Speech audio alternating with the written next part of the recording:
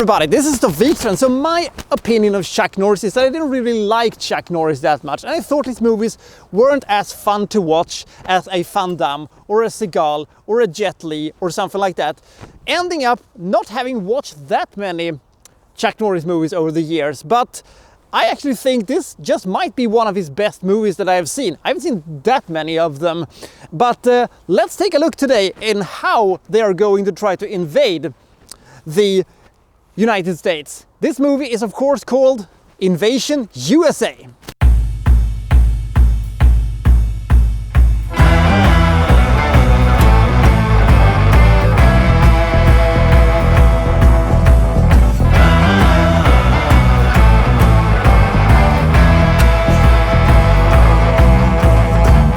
Chuck Norris plays Matt Hunter, the most action movie name of all time.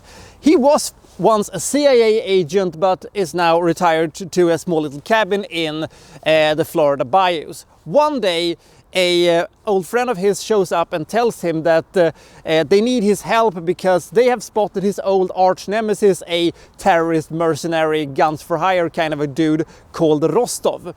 But Matt says, nah, I don't want to do this. I don't work well with others. I don't really like taking orders. I don't like all them rules and stuff that, you know, the CIA has to abide to and stuff like that. Plus, I'm kind of retired and I'm kind of don't want to do this anymore. Rostov, however, does not feel the same way. He really have a big axe to grind with good old Matt Hunter. So against the will of his employers, who, you know, wants him to focus on these invasion things, we'll get to that in a second, wants to, in the process, take out revenge on Matt Hunter. So they do it in the most 1980s action way that you could possibly imagine. They show up and shoot rocket launchers at the vicinity of Chuck Norris, blowing up his house. Then they stop to not check whether or not he's dead and just move along.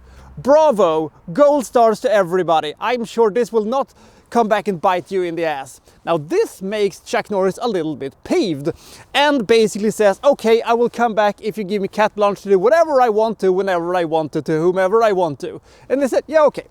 So he tries to find out what Rostov is about to do. Now Rostov has brought in some undisclosed people into the coast of Florida, and they're going to be spread out into the entire country and cause all kind of havoc and mayhem. It's never explicitly explained who is behind this little operation. I mean, it could be anybody who wants to bring down the United States 1985. It could be absolutely anybody. At first, they go to a suburban neighborhood and shoots the living hell out of them, blowing it up and shooting some of the most nice and pleasant American families you could ever hope to find. By the way, why that looks so real and why it looks so authentic and awesome is because these homes were about to be demolished all the time. So Cannon was able to go in there and blow them up for realsies. That is why it looks so fucking good and so big. They also go dressed as police officers and shoot some Latinos with very nice dance moves.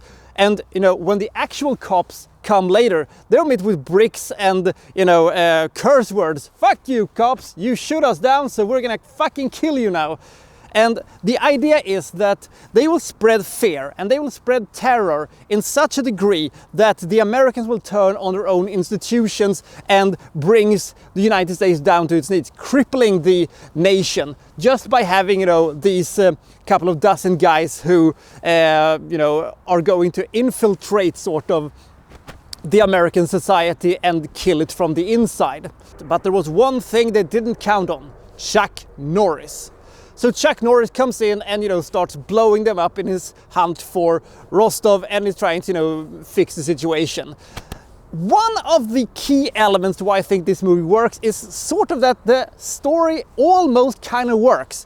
Because, you know, the polarizing nature of the United States today, you could easily see this thing happening, and some bloggers or some, you know, YouTube guys or, you know, some in the alt media could, you know, blame this on this group or that group or something like that. And they could easily have a civil war going on in like a couple of months if they just had enough firepower and were smart enough. But these guys aren't really that smart, and a lot of the things they do are kind of, why are you doing this? Why are you putting this bomb on this school bus for no apparent reason, just so Chuck Norris can retrieve it and throw it back at your car so that it explodes?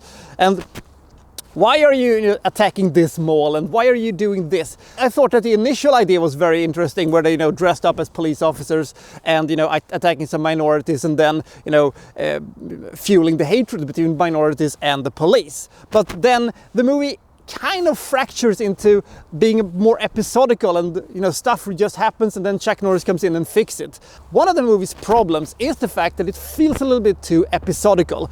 It feels like there are sequences that doesn't really connect to each other. It's just one action sequence, one action sequence, one action sequence. It doesn't have a good flow to itself. You don't feel the tension that should have been there. That's one problem that this movie has. It is a problem, but I didn't mind it too much, because we're having some pretty damn good action sequences. They're pretty damn big, actually. The sequence with the suburban area was fucking awesome. The car chase was excellent, and the third act, where they actually have some actual military hardware they bring out, and they bring out the really big guns, was actually kind of big, epic, and spectacular. Chuck Norris plays his usual ultra-masculine alpha male with so much testosterone that you would swear that his beard has just another beer on top of it. And there is absolutely no ending to the tropes and cliches in this movie. There is a lot of them. Oh, a lot there is. But this is also a pretty enjoyable movie. It has some pretty good tension to itself. It has some pretty good action sequences to itself. It's very fast-paced, and the ending was very spectacular. I thought this movie was far better than I expected it to be. The villains are mostly cannon fodder for Chuck Norris, but they're actually able to kill a lot of innocent people, which makes them scary, and we hate them a lot for it, and you actually feel sorry for the people who actually dies, because no one is really safe in this movie, apart from, of course, from Chuck Norris and the big-haired, sassy journalist who's trying to make a big story about this. I thought her character was going to go somewhere, but most of her scenes probably ended up on the cutting room floor together with a lot of other side characters, because Cannon decided early that they were going to focus more on the action and focus more on Chuck Norris, which is maybe the reason why the movie feels a little bit herky-jerky and episodical. I don't know, but do I recommend this movie? Yes, I do. It actually still holds up, because it has some pretty big action sequences, it has some really satisfying violence, it has villains you hate being dispatched by good old Chuck Norris, and it is an uncomplicated and pretty fun time, actually. Invasion U.S.A. is 1 or 2 levels below the really great 80s action movies, but it is still a very enjoyable, fast-paced and spectacular action movie. I give this movie 69 points. Out of the movies that I've seen with Chuck Norris, I think it is actually his best movie. So we'll see you next time for, well, so-and-so reviewing, well, such and such. Thank you for watching. Thank you very much.